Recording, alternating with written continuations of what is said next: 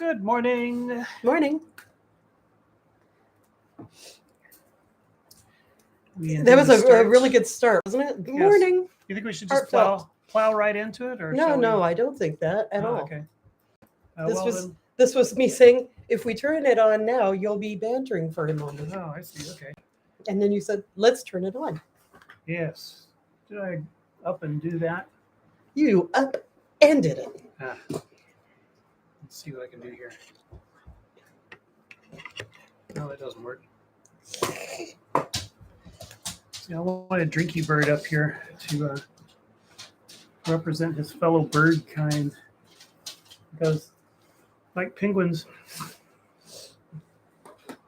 drinky bird is flightless, and you can see he is nodding with sadness. But we'll get to that story shortly. Yes, very sad he is. As a matter of fact, I think he's going to droop. Oh, there he goes. And I see that he is in agreement with the idea that we should take strong environmental action. But I'll be doing that as well. And we just had some lovely thunder bumpers come through here. Oh, yes. Don't see enough of those in Oregon, if you ask me. Of course, that might change. Who knows? We weren't expecting tropical storms in Southern California either. We got one this week. And I think I'll just go ahead and start up with the headlines. Just take Drinky Bird out of action here. Well, actually, Drinky Bird is continuing his actions, but you can't see him because he'll be off stage. But you can be sure that he continues to nod. So my first item today, well, let me introduce this show. I guess Ani will be off stage briefly. This is now Bridge to a Better World is what we're calling it. I am Teresa Mitchell. That's Ani Haynes, who is preparing the intuitive part of the show right now. And I want to start with a message from Extinction Rebellion. Extinction Rebellion. Not extension at all. Fridays for the Future, they write, is calling for a global climate strike September 15th. And a national coalition, including Extinction Rebellion members, is organizing a massive march in New York City on September 17th to highlight the climate crisis and demand that the Biden administration declare a climate emergency and implement policies to end fossil fuel extractions and exports and stop the financing of fossil fuels. They write, our West Coast Extinction Rebellion collaboration is calling on those not going to New York City. Let's put this up a bit. Here, we can. Are we together now? Yeah, we are Those together not going now. to New York City to organize statewide actions that will encourage governors to put pressure on the Biden administration, prioritize strong statewide action, and in the case of Oregon, to put pressure on the Treasury to divest pension funds from fossil fuels. I wasn't planning on going to New York City myself. I haven't quite completed the solar-powered dirigible. We are joining together with Youth Climate I am looking Strikes, forward to your completion of the solar-powered dirigible. always about not finishing the solar-powered dirigible. Yeah, Jeez. well, get on it. 350.org and many others are involved in the planning. Divest Oregon is. They write, we hope to draw in as many environmental and social justice organizations as possible. And they write, mark your calendars for September 15th as our statewide day of action in conjunction with Fight for the Future's global climate strike. To join the coalition or be involved in the action planning, write info@xrpdx.org. That's info@xrpdx.org. Sorry to report from The Guardian that thousands of emperor penguin chicks across 4 colonies in Antarctica are believed to have died because of record low sea ice levels that caused a catastrophic breeding failure in late 2022.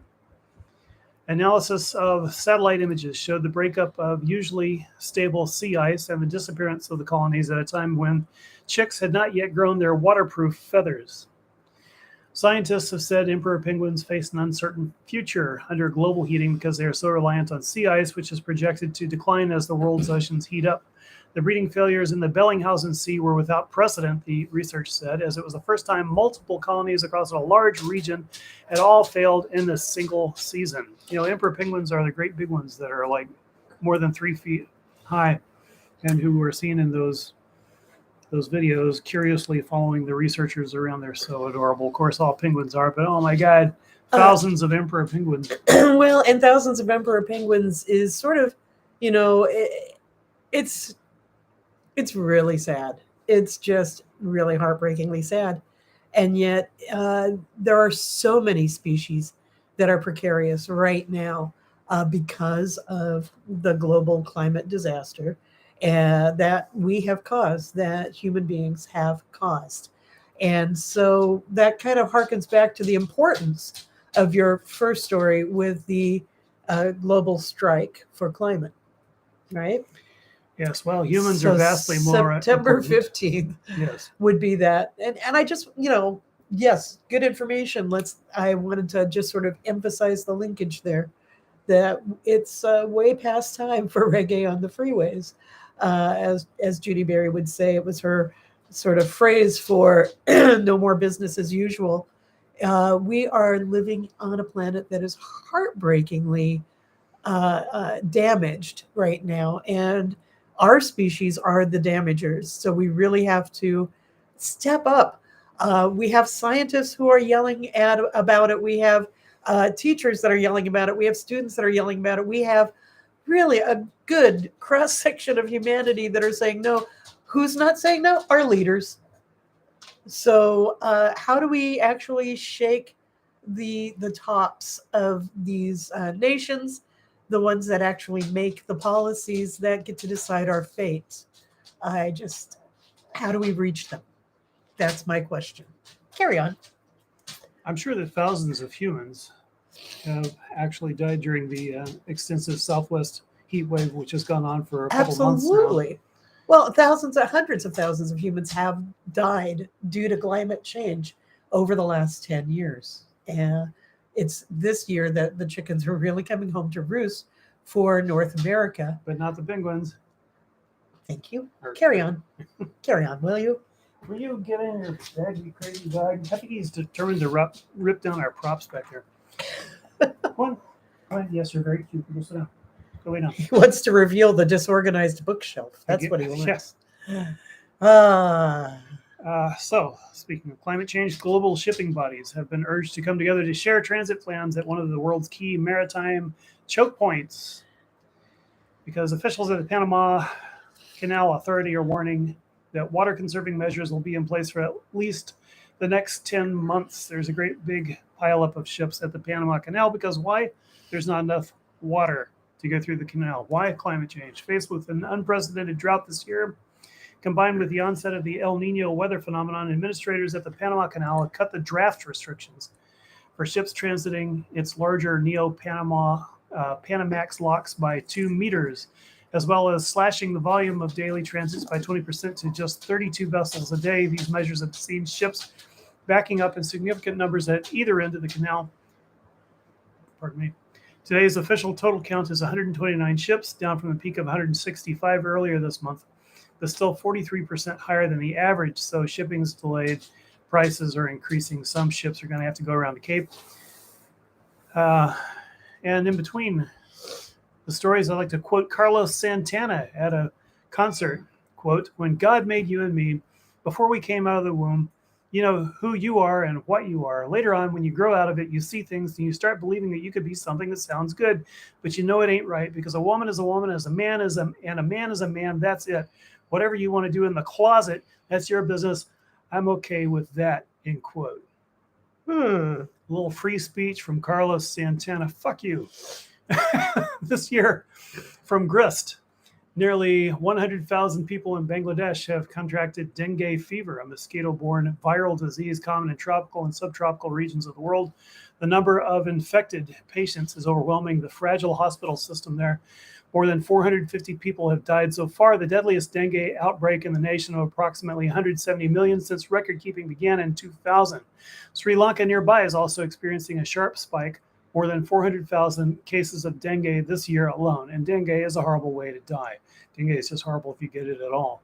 Similar dengue-driven crises are unfolding in other parts of the globe. The Americas are in a public health emergency. In the United States, 5 cases of locally acquired dengue have been reported in Florida this month alone, prompting local health officials to put Miami-Dade and Broward counties on alert. The state has reported a total of 11 cases of locally transmitted dengue so far in 2023, and that's such bad news because it's transmitted by mosquito. And if it was locally transmitted, that means the mosquitoes are there and are breeding, and there will be more and more dengue cases. Dengue, sometimes called bone break fever, because that's how bad it feels. So just all kinds of bad news this morning, bad climate news. But of course, the good news was watching the country's chief seditionist, a certain Mr. Trump, have to go and get a mugshot. And he glowered into the camera, but I noticed that one eye was swollen. And I have to ask, had he been crying? Had he been crying for that before that photograph? Totally not my question about it. But what's your question? Well, he's pretty puffy. Let's just say he's pretty puffy, and I don't want to actually besmirch anyone that actually has emotions, anyone that actually cries. That might actually be a pretty sane response to somebody facing, 93 counts over 4 indictments. I'd be crying. But he's the fascist who pretends he's above it all. Yeah, and I don't know. He looked pretty puffy. That's carry on. Crying. Well, okay. So that is. Why would that be a bad thing? It's not a bad thing. Okay. Well, okay. That's what I'm saying. It reveals that he is human, despite his efforts to pretend to be, the great hoo-ha. Like any human, he found that appalling. I'm absolutely sure. So, a happy birthday to you, John, and hello to Wild Radio as well, who likes the solar-powered dirigible. Yeah, and I gotta patch that together any second now. So that brings me to the end of my prepared remarks.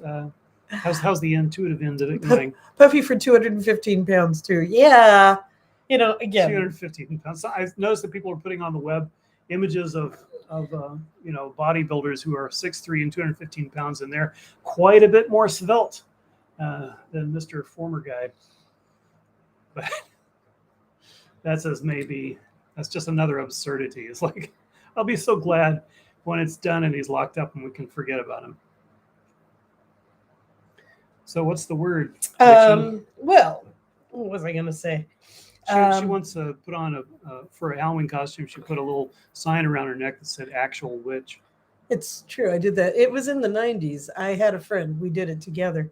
And we got really good candy. We actually got invited in and given glasses of wine in a couple of houses. It was the best trick or treat ever. I didn't know it involved trick or treating. I just imagined. Oh, no. Melody and I went door to door. That was sort of the whole point. We wanted our due. It was time to make with the candy. Anyways, also just want to say, for what it's worth, Santana has also apologized for his insensitive remarks. Oh, has he now? Yes. He said that he was sorry about his insensitive comments and that they don't reflect that he wants to honor and respect all persons' ideals and beliefs. And he realizes what I said, quote, what I said hurt people, and that was not my intent. I sincerely apologize to the transgender community and anyone I offended. He said it was his personal goal to honor and respect all persons' ideals and beliefs, whether they are LGBT or not. This is a planet of free will, and we have all been given this gift. I will now pursue this goal to be happy and have fun, and for everyone to believe what they want and to follow your heart without fear. It's not belief, Santana. It's psychoneuroendocrinology, and if you could spell that. He's a guitarist. He's not really a great philosopher. I think he was a Scientologist. Uh-huh. I'm just saying he fucked up. Yep. And now he's publicly apologizing as he should. Good then. Okay. Chipara says his manager wrote that. Oh my god. I'm pretty sure. I'm pretty sure. And also, I just got to say, I've never enjoyed Santana's philosophy. It just Black pops- Magic Woman, anyone? I know. Okay. I mean, when I've never enjoyed their lyrics. Great guitarist, horrible lyricist. it just popped my bubble. What can I say? There you go. Bubbles popped. Popped my Oops. fuses too. So, I just want to say good morning. And yes, it was a hell of a night. Neither of us slept particularly well. There was a lot of unsettled energy as loud and rolling thunder right around 6 o'clock in Southeast Portland Glorious. totally woke me up. Sorry, I slept through it. Yeah, she slept through that part. However, Well, you slept through the 1 yeah, a.m., 11 a.m., yeah, 11 p.m. it's stuff. true. No, I 1 was a.m. awake at 11. 1 a.m. Thanks. Okay. We've been married 29 years. You know? So, what I guess what I'm trying to say with that is there seems to be like there's a freshness, but there's also just unsettled energy that I am picking up this morning beyond myself.